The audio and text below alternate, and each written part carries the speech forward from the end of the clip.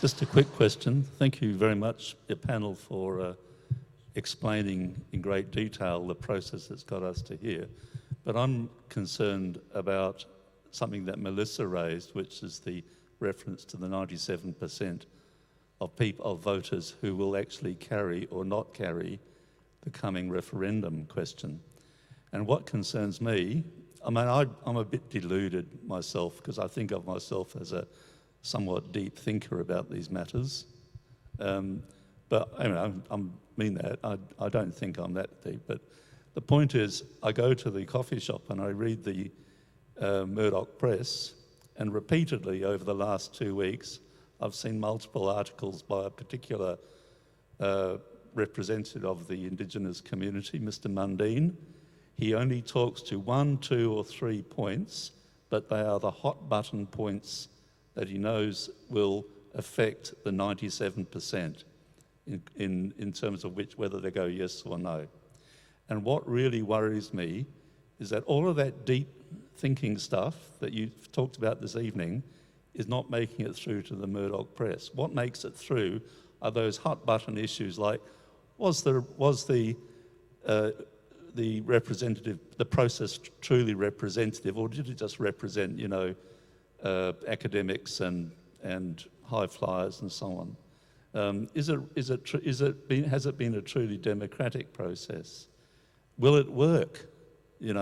These are sorts of hot button questions that I think somehow or other need to make it into the dialogue with the broader community, with the 97%, right? We need to stop, all of us, I'm not referring to you people on stage, but all of us need to stop talking in a self-referential and self-congratulatory manner, how great we are in South Australia, and we need to start to try and address that 97% question. That's all I wanted to say. Yeah, you're 100% right, and what I'm hearing a lot is, well, what do Aboriginal people want? Oh, well, you're asking us now? Yay.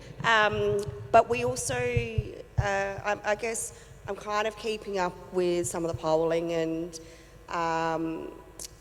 there's a small but pretty vocal group of Aboriginal people that are saying no, and some of that is about not understanding the process, not actually, I don't know, there's a whole bunch of reasons, but the key reasons are that they don't have enough information, really concerned about this shoulder tapping exercise that's happened, and a deep inherent mistrust of government.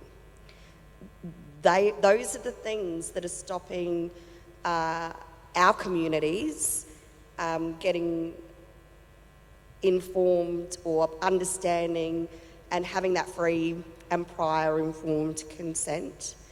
In terms of the 97% that are non-Aboriginal, white people got to work a bit harder and help us out here is all I can say. Have the dinner conversations. You fellas, not you fellas, because I know, you're preaching the converted to most of you fellas here, but, fact checking. All grown up, we've got access to the internet now, and I guess really where possible, where there is stuff on the internet, where there are these forums, providing a platform to elevate the voice of Aboriginal and Torres Strait Islander people that know the truth. There is a very, very, the positions being put forward in the Murdoch press, I don't read it. It's not to say that I don't pay attention to it, because I know that there is a large demographic in Australia that do follow that quite closely. It is the dominant voice that's occupying our space at the moment. There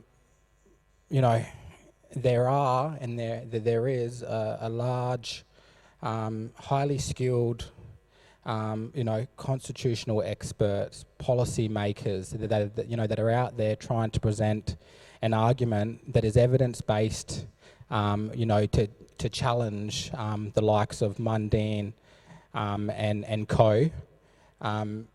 You know, I don't have the answer to that. You know, I am only human, much like yourself and others. But have a think about this. And I've heard this narrative shared before. I wasn't here, but my parents and my grandparents most certainly were. What did it feel like the day after the 1967 referendum? There was joy, elation, people were walking down the street, marches were, plentiful. You know, the nation had changed and we were going to be on this merry journey now to restore what was the having the colony once arrive and, you know, reparations paid and etc. You know, dial forward. What kind of nation do we want to be after we go to this referendum? And have a long, hard think about that. You know, what's it going to be like the day after we wake up from this referendum, having voted yes or no? Because therein lies the fabric and the DNA of our country.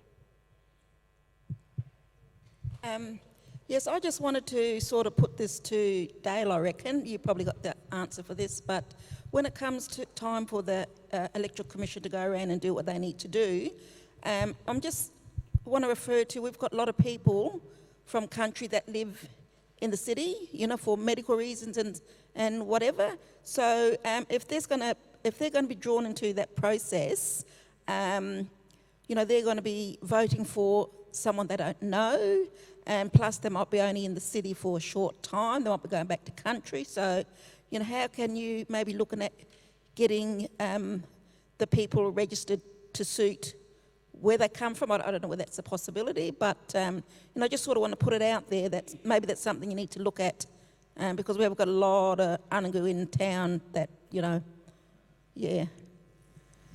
Yeah, good one. And in terms of some of the criteria that is already on the state electoral roll, you know, with the voter can either vote on the registered residence where they're previous been, in terms of where they come from, or where they are located currently within 3 months. So what that means is the fella gets to choose. All right, so if they say, well, I'm down in Adelaide for treatment, I've been here for 6 months, but my permanent residence is back home and I want to vote back home, well, then you vote back home. But if you've moved your family to a different region in metropolitan Adelaide, you say to that voter, I've been here for 3 months or longer, and this is my new home now. So there is some criteria that fits there for any mob that move around, but we know particularly for our mob, it's a bit more movement than the regular mob. So you have a elected official of manning the onwards and raising those sort of points to people? Yeah, and another good question is how do we support our local communities to be more brought up to speed with the electoral processes? So we're encouraging the Electoral Commission to host their polling booths for our first elections in Aboriginal community-controlled organisations, so they can go and speak with familiar service providers who they deal with regularly in their communities to help them through the first election process. And hopefully our Aboriginal community control sectors will put their hands up and we'll support them to get a bit of a training package through the South Australian Electoral Commission.